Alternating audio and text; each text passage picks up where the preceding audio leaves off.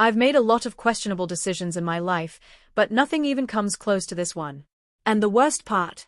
It all started with a single mistake. A message I should have never sent. A joke that should have stayed a joke.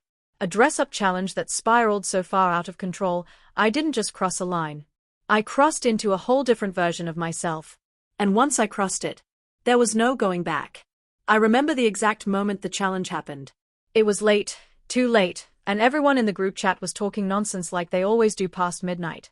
Someone brought up how clothes don't define gender. Another dared someone to wear a dress to the next hangout, and then someone else typed my name. Bet you wouldn't do it. Me. Of all people. I should have ignored it. Muted the chat. Closed my phone. But I didn't. Because I was tired, irritated, and stupidly competitive. So I typed the words that would flip my entire life upside down. Fine. 1 full day. You'll see. I expected laughter. A few emojis. Maybe someone saying no way. What I didn't expect was that someone would send me a dress the very next morning.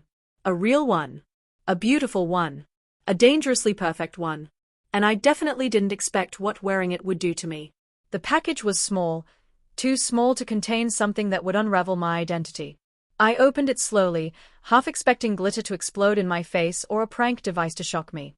But instead, folded neatly inside the box was a soft, light, silky dress in a pale lavender shade. It shimmered faintly when the fabric caught the sunlight. My heart thudded. Why did they choose something like this? I held it up. It looked delicate, gentle, almost beautiful. Too beautiful for something that was supposed to be a punishment dare. I said out loud, trying to laugh at myself, "It's just fabric. It's just stupid fabric." But when I draped it against my body, my breath caught. It didn't look ridiculous. It didn't even look funny. It looked strangely right. I shook my head immediately. No. Nope. Absolutely not. This is a joke. It's supposed to be a joke. I tossed the dress on my bed and paced the room, hyping myself up to just wear it, snap a picture, and call it done. The challenge. A simple 24-hour dress-up dare. But when I finally slipped it over my head, something inside me turned upside down. The fabric glided across my skin effortlessly. The neckline sat perfectly where it should. The waist cinched subtly, shaping my body in a way that startled me. And when I looked into the mirror, I froze. My shoulders looked narrower. My posture more delicate. My face, maybe it was the lighting, maybe the color of the dress, but something about it looked softer. As if the dress itself shifted the way I saw myself. I touched the glass. Is that me? A calm whisper in my mind answered yes. A louder, panicking voice screamed no. That was the first crack. The first moment of danger. And from that moment on, the dress wouldn't leave me alone. I told myself I'd just wear it for the required time, get it over with, and move on with my life. But things didn't work out that way. Because when I woke up the next morning, still in the dress, because I fell asleep without taking it off, something was different. The changes were tiny, minuscule, but they were there. My jawline, a little smoother. My skin, softer. My hair, slightly longer at the ends, like I'd had a trim overnight. I splashed cold water on my face. "This is in your head," I muttered. "Just stress." You stayed up too late. But when I went to work, people noticed immediately. Sana from accounting narrowed her eyes. You change your skincare routine or something? Something like that. I forced a laugh. At lunch, my friend Arif stared at me so hard I thought he might fall off his chair. You look refreshed? Like you slept 8 hours for the first time in your life. If only he knew. I tried to ignore the discomfort, the stares, the second glances, the confused frowns, but it only got worse. At the supermarket, a woman accidentally stepped aside for me, muttering sorry, miss under her breath before realizing what she said and turning red. And I didn't know which response hurt me more, her embarrassment, or how right the word miss had sounded for a split second. By the time I got home, my mind was a storm. I ripped the dress off and threw it onto the chair, breathing hard. Stop it. Stop thinking weird. It's just a stupid challenge.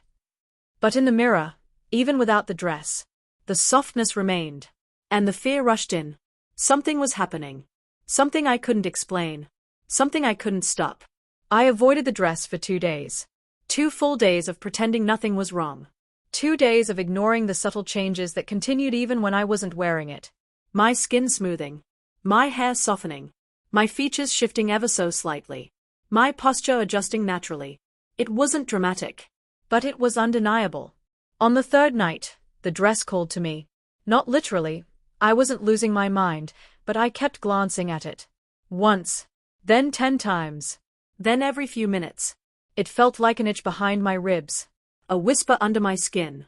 And the whisper said, "Try it again." I sat on the bed, staring at the dress hanging on my door. "No one will know," I whispered to myself. "If you hate it, you can stop." A lie I desperately wanted to believe. My hands trembled as I picked up the dress. The fabric felt warm, like it remembered me. I stepped into it again. Slowly. Carefully. And with each inch it slid upward, something inside me released. A tension I didn't even know I'd been carrying. When it settled into place, hugging my body, I exhaled shakily. It felt right. Too right. I turned to the mirror. And that's when the real shock hit me. My reflection wasn't subtle anymore. My hair framed my face softly. My eyes looked bigger. My cheeks had a faint natural highlight, almost like makeup. My waist had a gentle inwards curve. I ran my fingers down the sides of my body and whispered, "How is this happening?" I should have been terrified. And yes, I was. But under the fear, buried deep, was wonder, curiosity, a quiet, dangerous excitement. And I gave in. That night, I didn't stop at the dress. I dug through my old costume box, stuff from Halloween, random party props, and found a wig from an old cosplay. I placed it on carefully, adjusting the strands until they framed my transformed features. Then I found a cheap makeup palette. "I'll mess it up," I warned myself. I didn't. Somehow, instinct took over. Soft touches. Gentle blending. Subtle enhancements. By the time I stepped back, I stared at someone I'd never seen before, yet someone who felt strangely like home. A girl. Me, but not me. A version of myself my heart recognized before my mind could process. My breath trembled. "Who are you?" The reflection whispered the same question back. And something inside me whispered an answer I wasn't ready to say out loud.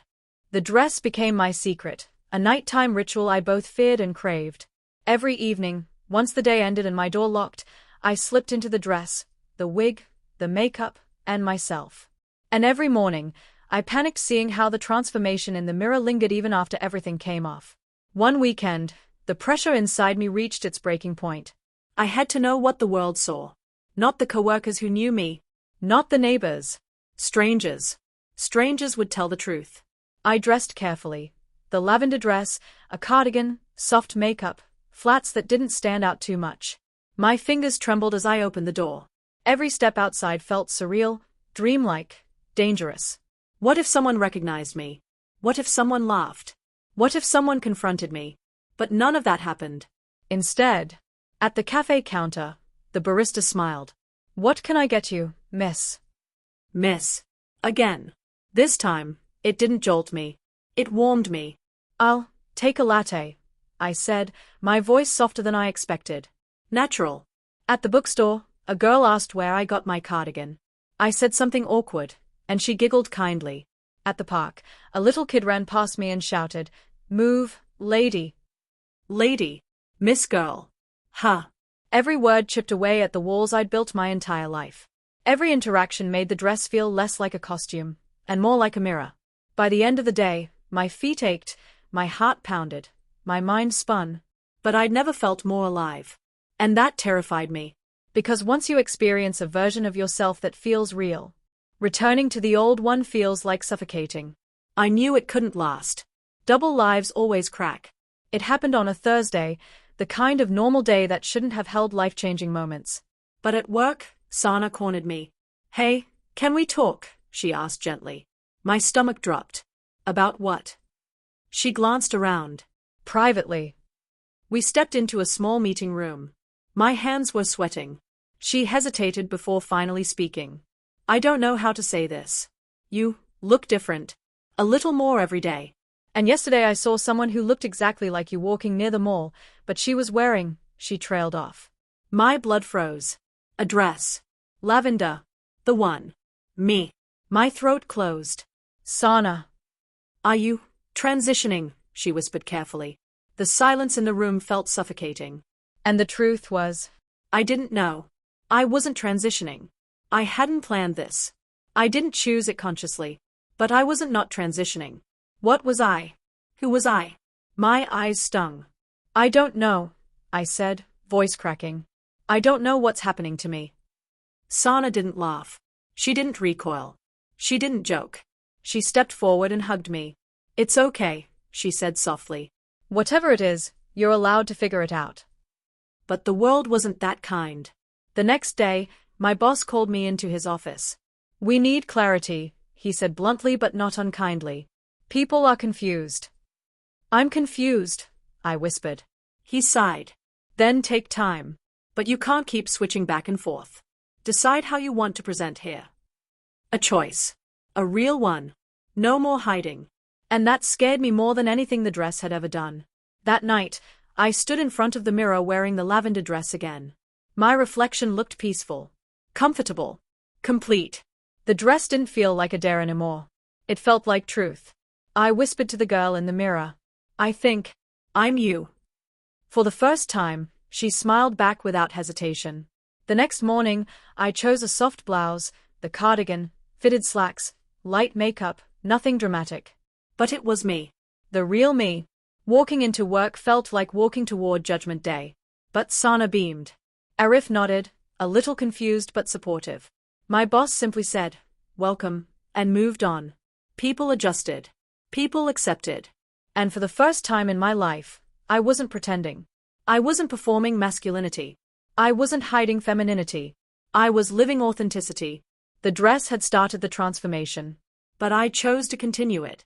Sometimes I take out the lavender dress and fold it carefully on my bed. Not to wear, not every night anymore, but to remember. One mistake. One challenge. One stupid dare. And now I'm someone I never imagined I could be. Someone happier. Someone real. Someone whole. If there's one thing this journey taught me, it's this. You don't always find yourself by looking for answers. Sometimes you find yourself by making a mistake. And realizing your heart had been waiting for it all along. And maybe, just maybe, the truest version of you has been waiting too.